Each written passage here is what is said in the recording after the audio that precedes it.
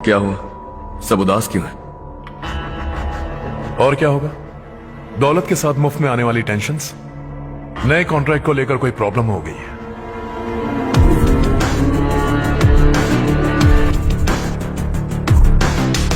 तुम बिल्कुल सही कह रहे हो, जरा होल्ड करना।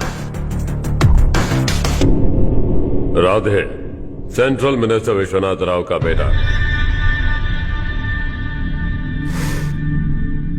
बाहर अपॉइंटमेंट लेने को कह रहा था, उसकी जान लेने वाला था, लेकिन थप्पड़ मार के छोड़ दिया। हाईवे एक्सपेंशन कॉन्ट्रैक्ट के बारे में बात करने आया हूं।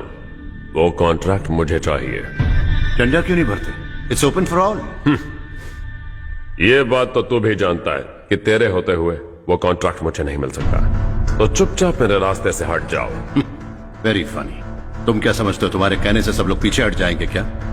जाओ टेंडर भरो। टेंडर भरने का टाइम नहीं है, वो कॉन्ट्रैक्ट मुझे ही चाहिए। बच्चों की तरह जिद नहीं किया करते। बच्चा, चल तुझे एक कहानी सुनाता हूँ। रोज मंदिर जाने वाली तेरी बीवी घर नहीं लौटी तो, कॉलेज में जाने वाली तेरी बेटी वहीं से गायब हो गई तो, पार्टी से आती हुई तेरी साली ट्रक के नीचे कुचल कर मर गई तो।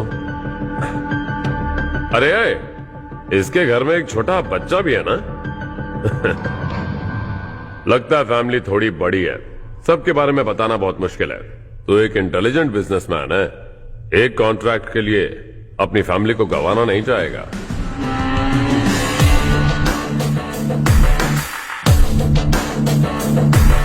ऐसी धमकियां देने वाले बहुत लोग होंगे, लेकिन मैं उनसे अलग हूं। मैं कुछ भी करूं, मुझे बचाने के लिए मेरे पीछे एक बैड फादर है।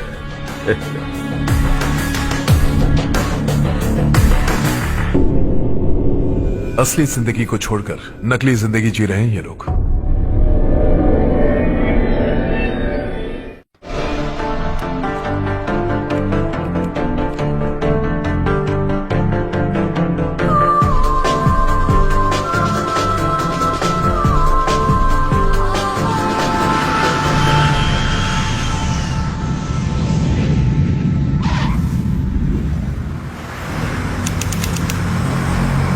कल की फेयर ओपनिंग में मुझे जरा सी भी कवरेज नहीं मिली है। बस न्यूज में ये दिखा रहे हैं कि मैंने ओपनिंग की है, पर एक भी फोटो नहीं डाली। और ये पहली बार नहीं है, हर इवेंट में ऐसे ही हो रहा है। ये बिल्कुल ठीक नहीं है। कब तक हमारे बारे में कोई और लिखता रहेगा? हम अपने बारे में खुद क्यों नहीं लिखते?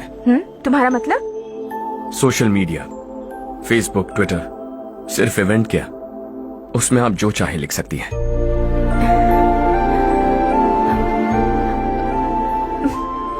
वैसे कौन है आप?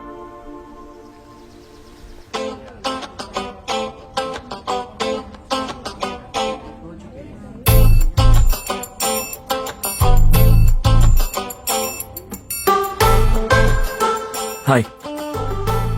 हाय। होमवर्क कर रही हो? Post graduation thesis. बस आखिरी बार मेरी तरफ से हाई कमांड से बात कर लीजिए। अगर मेरी मिनिस्ट्री चली गई तो पूरे स्टेट में मेरी इज्जत मिट्टी में मिल जाएगी। हाँ हाँ, please sir. Okay okay. Sir, बाहर कोई आया है जो आपसे मिलना चाहता है। कह रहा है आपका रिश्तेदार है। अंदर भेजो।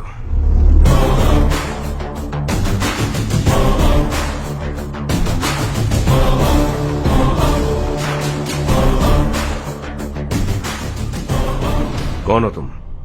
हर्ष। आपको नहीं पता मैं कौन हूं, पर अगर आपको जानता हूं ऐसा नहीं कहता तो अंदर आने नहीं देते।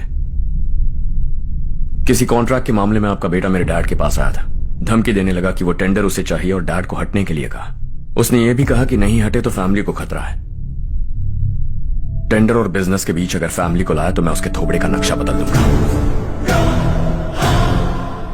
बिजनेस में फैमिली बीच में नहीं आनी चाहिए।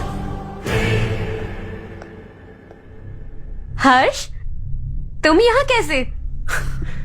तुम्हारे डैड से थोड़ा सा काम था। ओह अच्छा। डैडी, हर्ष का जो भी काम है फौरन हो जाना चाहिए। Very nice guy. आप लोग बातें कीजिए, मैं अभी आती हूँ। क्या कह रहा था भूल गया। हाँ, फैमिली बीच में नहीं आनी चाहिए। इतने बड़े होकर अपने बेटे को यह भी नहीं सिखाया। हर्ष बेटा, अरे तुम यहाँ कैसे? बस कुछ काम से आया था आंटी। ये बहुत अच्छा लड़का है, इसका जो भी काम होगा आप तुरंत कर दीजिए। आप लोग बातें कीजिए, मैं भी आती हूँ। ठीक है। तो हम कहाँ थे? फैमिली बीच में नहीं आनी चाहिए। बिल्कुल। मेरी फैमिली पर नजर रखना बंद कर दे। ये तू भी समझ और अपने उस सिर फिरे बेटे को समझा दे। उसने कहा वो कोई भी गलत काम करे उसे बचाने के लिए उसके पीछे एक बैड फादर है। मेरी फैमिली को बचाने के लिए मैं बैड सन हूं। बैड मतलब तुझ जैसा नहीं, तुझसे ज्यादा बिगड़ा हुआ। कल सुबह तेरा बेटा मेरे ऑफिस आया।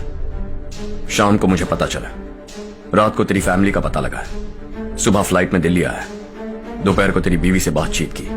शाम को तू मेरी बात समझ गया। काम उम्मीद से जल्दी हो गया। उसे समझाओगे ना? इकलौता बेटा है शायद। अब मैं निकलूं, वरना तेरी फैमिली मुझे खाने के लिए रोक लेगी।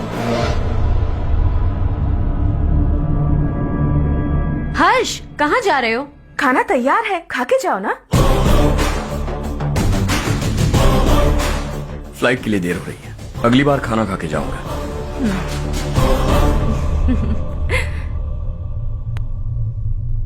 उस इंजीनियर के बेटे का मर्डर केस दिन ब दिन कॉम्प्लिकेट होता जा रहा है भाई। फैमिली तो चुप बैठी है, लेकिन वो पब्लिक प्रोसिक्यूटर, उसको ज्यादा चर्बी चढ़ी है। उसका कुछ करना पड़ेगा भाई। उस प्रोसिक्यूटर की फैमिली के बारे में पता कर। बीवी बच्चे वाला तो वो भी होगा, समझ गया ना?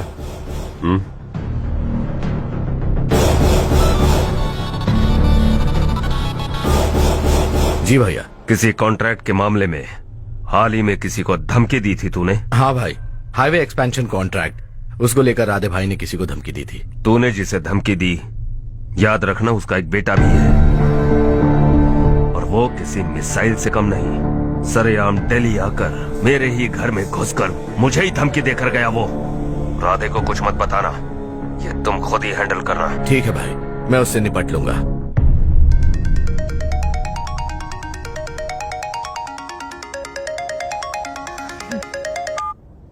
हाँ बको।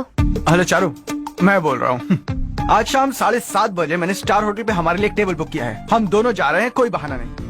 मैंने कहा था ना मैं तुम्हारे साथ डिनर पर नहीं आऊंगी। इतनी सी बात समझ में नहीं आती? तुम नाराज होती हो ना, अच्छी लगती हो, लेकिन हम दोनों आज जा रहे हैं। मुझे और कुछ नहीं सुनना है। पागलों की तरह जिद करोगे ना तो तुम्हारी टांगे तोड़ दूंगी मैं, समझे क्या? ऐसी क्यूट क्यूट बातें ना हम होटल में बैठ के करेंगे। तुम्हें आना है और हम जा रहे हैं, समझ गई? 7:30 बजे होटल में टेबल बुक किया है, 9:30 बजे खुशखबरी दूंगा।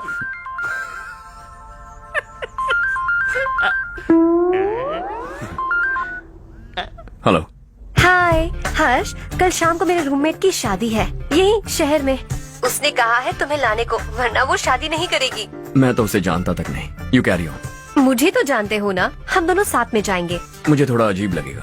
कुछ अजीब नहीं लगेगा। तुम मुझे 8 बजे पिक करोगे और हम लोग साथ में जाएंगे जाएंगे जाएंगे। क्या बात है, तुझे भी किसी ने डिनर पे बुलाया क्या? जा जा।